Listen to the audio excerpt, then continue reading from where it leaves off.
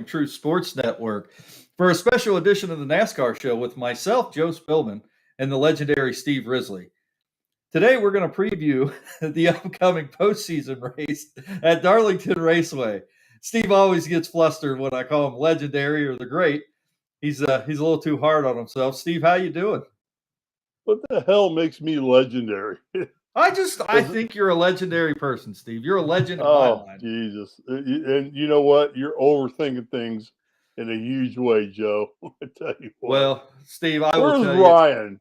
Where's Ryan Ryan? Ryan is still either. I think he's back from vacation. He did some gallivanting down in the Sunshine State, and I think he's kind of recouping from his vacation. It must have been a rough family vacation for him, so he's not with us today. But Steve, anytime I get to get on here and talk with you weekly, talk with the national champion, it really makes me happy. There you go. you don't see you don't seem as enthused to talk to me. I don't even like talking. My wife won't talk to me. Are you kidding me? I've been married to her for 38 years, and she won't say a damn word to me anymore. Well, I think that's pretty typical after about 10 years, Oh, isn't yeah, it? she will say, "Take the trash out, Take the trash out, do the laundry, put up the do the dishes. laundry." Anyway, Steve, we got a little bit to talk about today. Here in a couple hours, the postseason is going to start, Yeah. and I'm pretty excited about it. Um, we haven't we've been a little off on doing our shows, getting around to getting them out every Wednesday like we were. Of course, I'm full head of full head of steam in the football season. As you know, I coach and college football starting, and we got a couple other college football shows going on. So, we hadn't got to do a show this week, so we're going to go ahead and do a pre-race show. And Steve, there's a lot of news, or somewhat. We'll say there's some big news I think that broke in the last week and a half before the playoffs. One of those was, and I don't believe we talked about this on our last show, but Kurt Busch decided to bow out of the playoffs. He's not going to compete for the rest of the season. Um, Bubba Wallace is going to drive his car. Do you have any more insider knowledge on that? No, I don't have any more insider knowledge. I kind of question the decision. I don't know what the motivation is behind him to just drop out, because all he needs is one win in the three stages. I mean, you got four stages there, and he gets a win, he automatically advances to the next one, and he's right back in the hunt. So I don't know what that was for. If it was actual chivalry on his part to say, I'm going to let these other guys compete because I'm not going to compete in the full playoffs, or what the motivation is right there with him for doing that. But he's out, so be it. And we got a new winner in Austin Dillon that we haven't really talked about. And if you've been watching Life in the Fast Lane with Austin Dillon I have and his not. wife, I have seen every episode. It is hilariously bad. Steve is addicted to Life in the Fast Lane with Austin Oh, I'm Dillon. addicted to his wife. The It's hell with that. You seen it's his like the wife? racing version of the Kardashians. Yeah. I mean, no. It's actually a fun show. They have fun with it, and then I watched the first episode of NASCAR's version of Drive to Survive, the new documentary they're doing on NASCAR, and they're basically trying to copy Drive to Survive, which is HBO's or I'm sorry, Netflix's big spin they did on F1, which fabulous show. I What's that mean, on, Steve? What streaming platform? Netflix. No, I know the F1, the NASCAR Oh, the NASCAR one is on USA. USA. I Thursdays at haven't, 10 o'clock. and they've only gone through one episode so Yeah, far. the first episode. I didn't. The first episode was more geared to on track racing stuff, and I'm thinking, this is not why I want to watch this. I want to watch it to see what these guys do when they're not racing, and what their haulers look like, what their buses.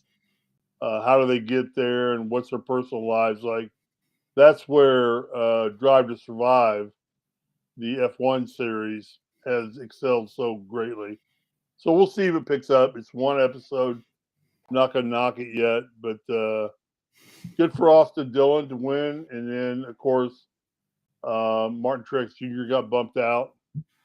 He did. That's unfortunate, but 3 points. It's amazing. And Martin said on his own point, he said, I blew 3 points.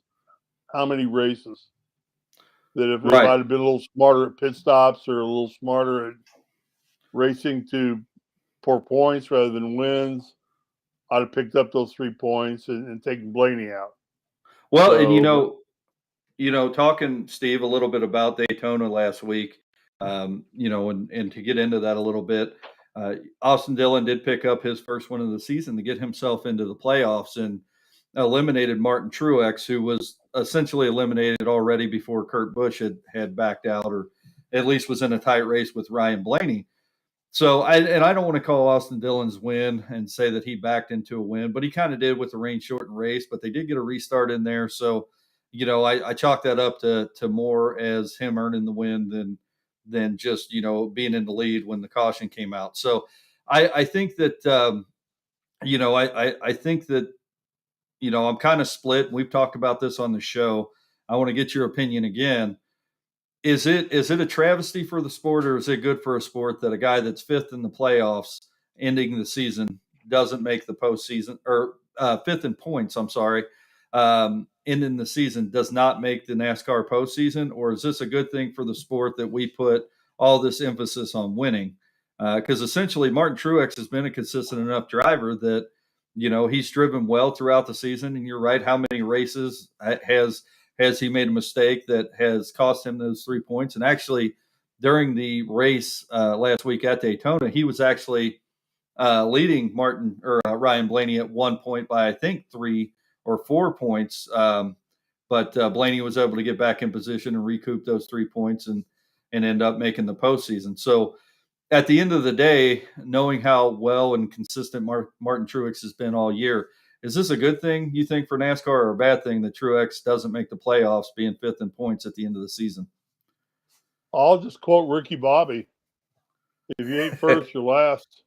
Yeah, I guess. I mean, and this whole thing is about winning races. I mean, no, I'm fine with it. I mean, he didn't win a race, and you got 15 guys that did, and one that beat him by 3 points on points to get in, and so be it. I mean, I would have wished there would have been 16 winners and just be done with it, and that nobody got in on points. And I don't think Ryan Blaney's going to go that far. I think this year, if you ain't winning, you ain't winning. And I give all the credit to Austin Dillon and Austin Dillon, what he did. He 3.5 hour rain delay. He came back and had the world against him on the last 20 laps of that race, and he held them off. Right. And he won the damn race, and good for Austin Dillon. Gutsy move on his part. He played. He raced to win. He was Ricky Bobby for the day. Right. And that's go ahead. No, that's what I'm saying. Yeah. Sometimes when you get a rain short, I think he earned that. Well, it wasn't rain shortened. They got the race in. It was rain delayed. They got rain delayed. Right. He got a restart. Correct. And rain shortened would have been if they just called the race after it started pouring. But they sat there for 3.5 hours, dried that track, and that put Dillon in an awful position, because those last 20, 25 laps, like I said, everybody's coming after him because they know if they win, they're in. And you got some Bubba Wallace, some big time drivers out there sitting out there, and big time programs, and they aren't in. You got Truex, and he held them off. And I don't consider RCR, while I think it's a fabled race team, I don't know that I consider RCR on the plane of Hendrick or JGR or Stuart Haas. I think that Certainly not anymore. yeah, Um, they're fabled because of Big E, but it's great, and that's what they wanted. That's why they went and drive the track off, and they got lights there, and they put it under the lights, and a great finish. So I'm thrilled to death, and I don't feel bad about Martin Truex, and he had his opportunities all season long. well, Steve, I'm a little upset right now because here me and you are slaving away, putting on these shows for our loyal listeners. And Ryan Peters chimes in with a comment, who should be on this show right now, that says, "Will Kyle Busch go the ARCA series? Longtime listener, first time caller." But why ain't he on the show? I don't know why he's not on the show. Well, call him and get him on the show. That's just absolutely ridiculous, Ryan Peters. Ryan, jump on the show, dadgummit. Send him a link. Slaving away, and here he is partying at home. I think he may be doing an NFL draft, fantasy draft too. That I may have not got an invite for, Steve, and I'm kind of upset about that as well. I don't understand. I thought that I was in a close circle of friends with Mr. Ryan Peters, and I don't even get invited to the draft. Fantasy draft in 45 minutes. Yeah, Get on fantasy the draft. show, Ryan. Well, Ryan, we're not going to do this show for 45 minutes because nobody wants to listen to us talk for 45 minutes. No, I don't want to listen to myself talk. Ryan has already got the link to the show because it is, I use the same link. So Ryan could jump on here whenever he wants, but he's not here. But he does bring up a good point, as he always does, because that was going to be my next question. Here we are going into the postseason. Kyle Busch does not have a ride next year, as of this point, Steve.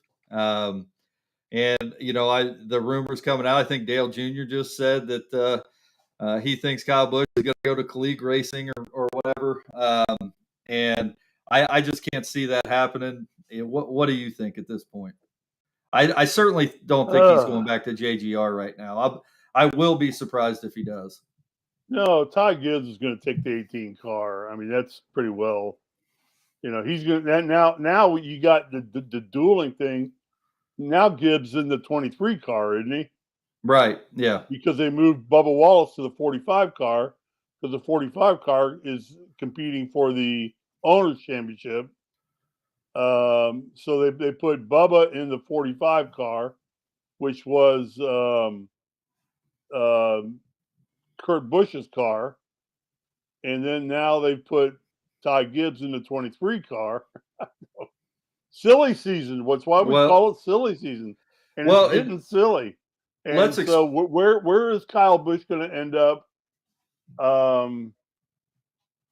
I think there are a couple of opportunities. I mean, the one I really thought was going to develop and happen was going to Stuart Haas Racing in the 10 car, but then they re-signed Eric Almirola to a 3-year contract. They do that because Smithfield.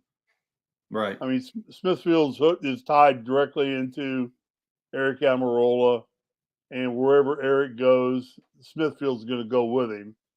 And I don't think that Stuart Haas wanted to lose Smithfield. That was why they kept Danica Patrick around so long.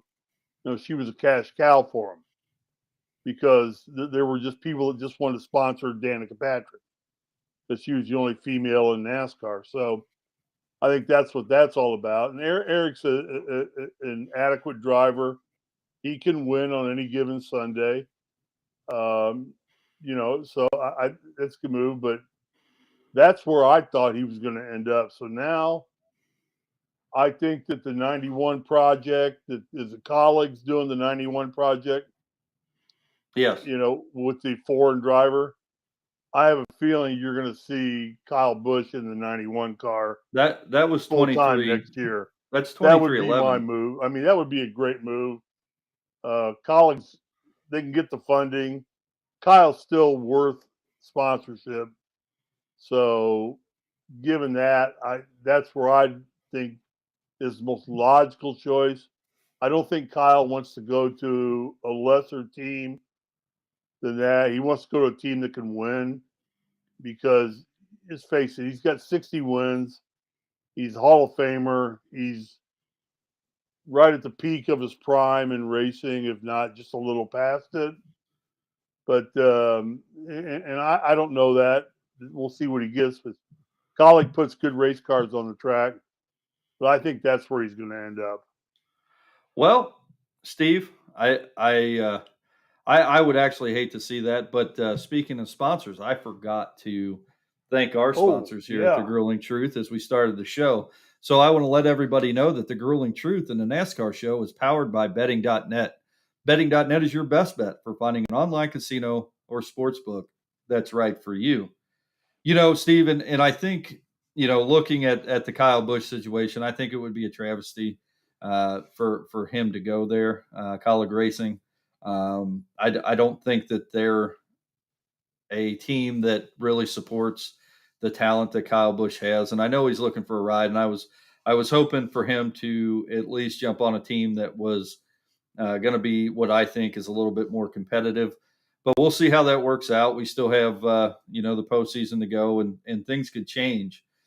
So, really, I think it's still up in the air. I really want to stop talking about that, especially on the show, but it's almost something that we have to talk about every week because, Kyle Busch is still such a talented driver. He's still, one of the biggest names in the sport, and his future is up in the air. So, you almost have to talk about it. It's not something that we can just ignore while we do a NASCAR show. So, and real quick, I want to hit on, in case our listeners don't know, why Bubba Wallace jumped into the 45 car, why he jumped into Kurt Busch's car. And that is because even though Bubba Wallace did not qualify for the Drivers' Championship, the car qualified for the Owners' Championship. So they are going to put a driver in that car that they think can at least compete week in and week out and possibly get them an Owners' Championship in the 45 car.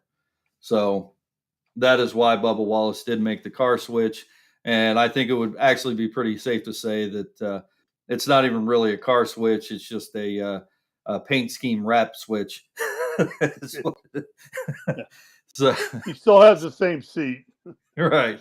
So, but let's move on to Darlington this week, Steve, unless you got any other news that you think we need to hit on. No, I think we've covered it. So the first round of the playoffs does take place today at 6 o'clock or 6:30, I believe, 6 or 6:30 at Darlington Raceway, where more drivers are going to be earning their Darlington stripe today. And, Darlington, we talked about this during the race week when they went to Darlington a couple months ago, that Darlington was really the grandfather of the super speedways as we currently know them. It's high banked with long straightaways. It's not a typical 2.5 mile super speedway track, Steve. But one thing that makes it tricky is turn 1 and turn 2 are different angles. Turn 1 is wider than turn 2, and drivers have an immense amount of speed coming off the high bank turns. So they go through turn 1 and 2, go on the back straightaway, and come into turn 3 and 4.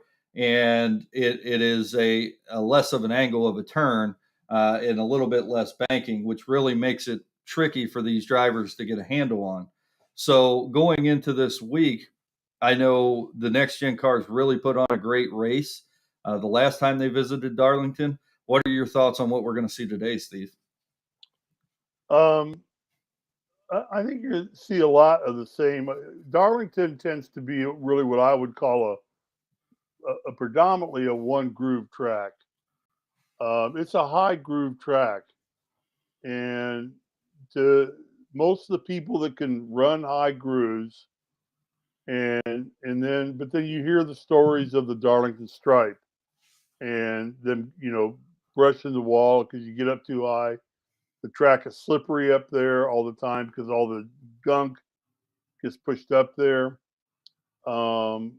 So it's going to be very interesting to see how these cars handle this, because I think the guys that can run the low groove, like Chase Elliott, is a guy that drives the low groove. Although he's starting back in 23rd position, Yeah. so I don't know He how did much not of a qualify. factor he's going to be in this race. If he keeps his nose clean, he'll work his way up front. But Kyle Larson's a guy that comes to mind that loves to run the high groove. Kyle Busch loves to run the high groove. Harvick can run the high groove.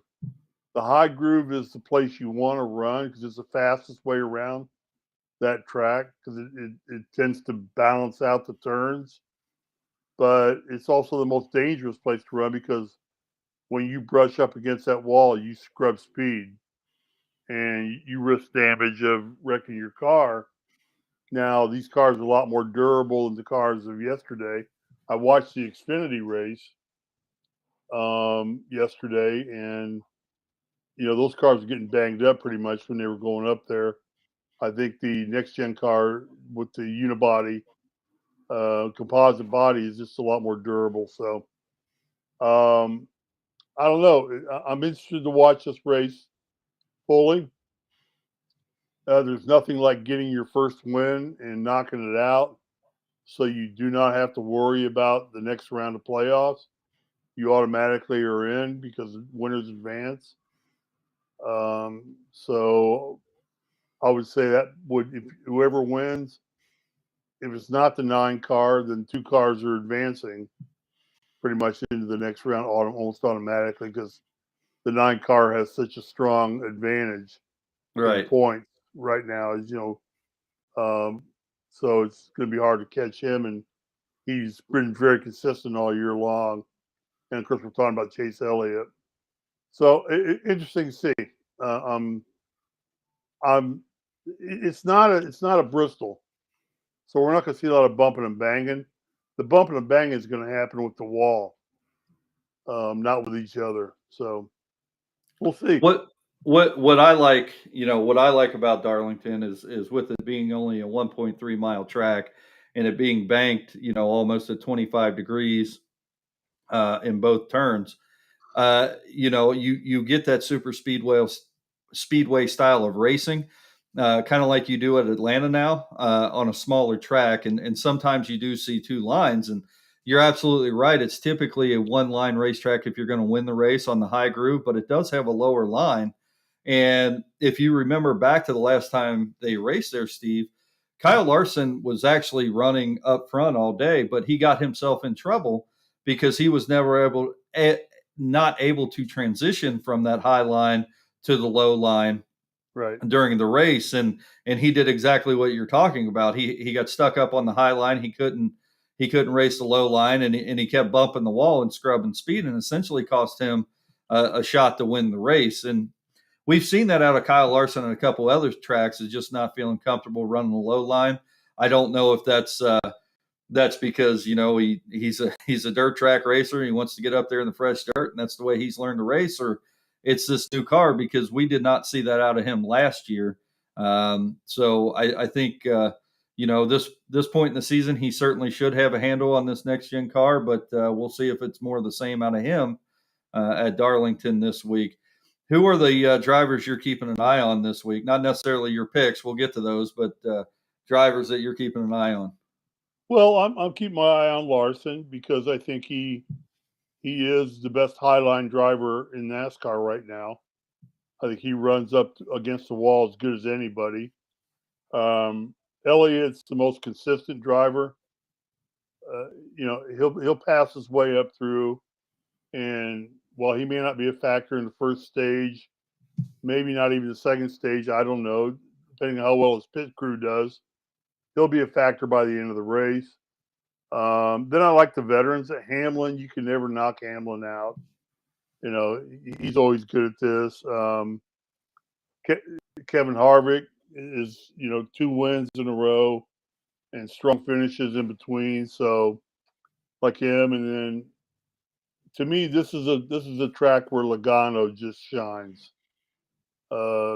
He's got the moxie to run really well at this track. And I like Logano a lot in this race. Yeah, I like Logano as well.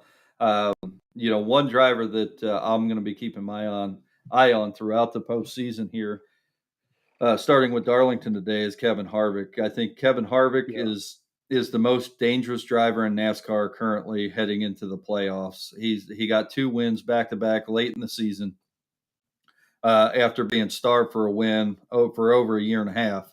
And I think his team has got it together. I think he's got it together, and I think that Kevin Harvick is possibly going to make a run at this thing and has the potential to wrap up another championship this year. I agree with you. So Harvick's very dangerous. Yeah. And another driver that I think is pretty dangerous, who's kind of had a lackluster season compared to last year.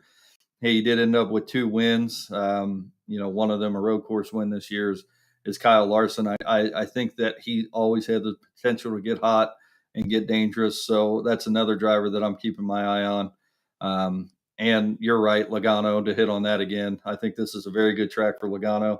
I think that I don't know off the top of my head, but he's got a couple wins at Darlington. So, he's going to be dangerous today. But, Steve, we've gotten to that point where I get to gloat a little bit because we're going to talk about our picks. And all right, I'll make mine first today. What are Ryan's picks? Well, Steve, goofball still listening. Before we get into that, Steve, I want to let you know that after a highly contested season championship race between you and I came out on top by 3 points. But congratulations, my friend. But you have a lot to write home about. I ended the season with 110 points. You ended with 107. And Ryan Peters made an incredible run after missing the first 2 races in the season with 92 points. So I got lucky. I hope my luck stays through the postseason. But we are starting over. Go ahead. But I am the only person, I believe, that picked Chase Elliott to win every race, every single pick, all season long. You are. You picked Chase Elliott. And he was the regular season champion. Yeah. So literally, I picked the regular season champion. I'll give you that, Steve. Okay, thank you for giving me that. I will give you that. I don't get 3 points with that, do I? No, you do not. Okay, all right. And we are starting from scratch going into the postseason. All righty, let's rock and roll. Because I think it needs to be the regular season needs to be scrubbed from the history books at this point, because the postseason is a whole new season. Now the same rules apply. You could pick any driver in the field for your points for that week. Of course, you're going to get 5 points for a win, 2 points for a top 5, and 1 point for a top 10. And what we should have done, Ryan or Joe? What? We should have picked 5 drivers. We should have just picked 4 drivers. They're going to make the finals. And you live with those points. And if your driver's eliminated, you don't get those points. That would not have been a bad idea, except too late to do it now. Yeah, Ryan's not here. But since Ryan is not here today, he has the unfortunate responsibility of I'm going to name his picks first. And Ryan was able to give me his picks so he could pick his fantasy football players today. And Ryan's picks are Kurt Busch, Kevin Harvick, Joey Logano, Christopher Bell, and Kyle Larson. Wait, Kurt Busch? No. Did I say Kurt? I meant Kyle. Kyle Busch, okay. If I said Kurt, I meant Kyle. Of course, you can't pick Kurt. Well, I guess you could pick Kurt Busch, but you're not going to get any points out of him. That'd be Ryan. He's stupid enough to do that. So. He is not. Anyway, Steve, I'll give you my picks. I'll let you pick last. My picks for this week are Kyle Larson, Kevin Harvick, Joey Logano, Denny Hamlin, and Kyle Busch. Okay, I'm going to match you with Larson, Logano, Hamlin, and Harvick, and I'm going with Elliott over Busch. Okay. So the game changer there is Elliott and Kyle Busch. I think Kyle Busch's head is just in some different place. Are you just picking? Let me ask you. Are you just picking Elliott this week because you've picked him every year? Because based on his, and before we end up in the show, I do want to bring that up. Based on his qualifying today, and I think he will get himself up there because it is super speedway style track. But he didn't. What is he starting? He's starting 23rd today. Yeah. So that doesn't concern you at all. No, because Alan Gustafson, Guffed up, son. whatever Goofed up, Brian son. calls him. Yeah. Yeah. He'll set the car up to run in the race, and not so much to qualify. And it's a long race. I mean, it's a 500 lap race, and they're 500-mile race. So it's a long race, and that's plenty of time to dial that car in. Hendrick's shown speed. Camaro has shown speed. I don't, and this is playoff time. I think this is where Chase is going to shine because of his consistency that he's shown all year. Of course, you can always get caught in a wreck, and Darlington, with that wall up there, is chock full of wrecks. So, but I think by the end of the race, Chase will be a major factor in how it comes out, and he'll at least have a top 10 finish out of it. Well, I can't disagree with you because he's certainly a good enough driver to do that. Yeah. Steve, before we end the show, I know I'm excited to watch this race here in just a couple hours. But before we end the show, do you have any final thoughts going into the first week of the postseason? No, just I hope that Ryan gets his lawn mowed before the draft. Well, I could tell you, I drove by his house the other day, and I think that you might need a machete to walk through it. I mean, that happens, though, when you decide to just take off to another state for weeks on end and without a care in the world. So it is what it is. What it is. Steve, as always, I enjoyed doing the show with you, and we will be back sometime next week, maybe Friday. Maybe not, because we do have high school football on Friday, and Thursday is, of course, the kickoff to the NFL. And Wednesday night, we got some coaching responsibilities here in Southern Indiana to take care of. So we might be back with you next Sunday or Saturday possibly. So, but we will get a show into you before the second week of the. I got one question for you. Are you doing any damn police work down there in VV, Indiana? Yeah, sometimes. I mean, have you ever written a speeding ticket? It's been a while since I've written a speeding ticket, Steve. That's not necessarily my responsibilities anymore. You know, I try not to do that. Speeding tickets are really expensive, and I trust me, I live in California, where it is the most expensive state in the United States. So. And I also want to say here locally in VV, Indiana, Switzerland County, Ohio County, and Ripley County, we had some hellacious flash floods come through last night. Several people lost their homes. A lot of property. Night? You guys had more rain last night? Wow. Yeah. So a lot of people, several people lost their homes. Several people were in a bad spot right now, and let you guys know we're praying for you, and hopefully things work out. So. Yeah. In California, we have not seen rain. Right. Since February. I mean, not a drop of rain. No, well, that's what happens when you live in the desert, Steve. Yeah, it's not desert. I don't know. We have a freaking the largest ocean in the world. 20 minutes from my house. The largest ocean in the entire world. The Pacific Ocean is the largest ocean. I know. You sounded like Trump saying that the Great Lakes have record deepness. Deepness. Well, do they? I don't know that for a fact. I don't know. He said it in a speech one time. I found it hilarious. I remember that speech. Yeah.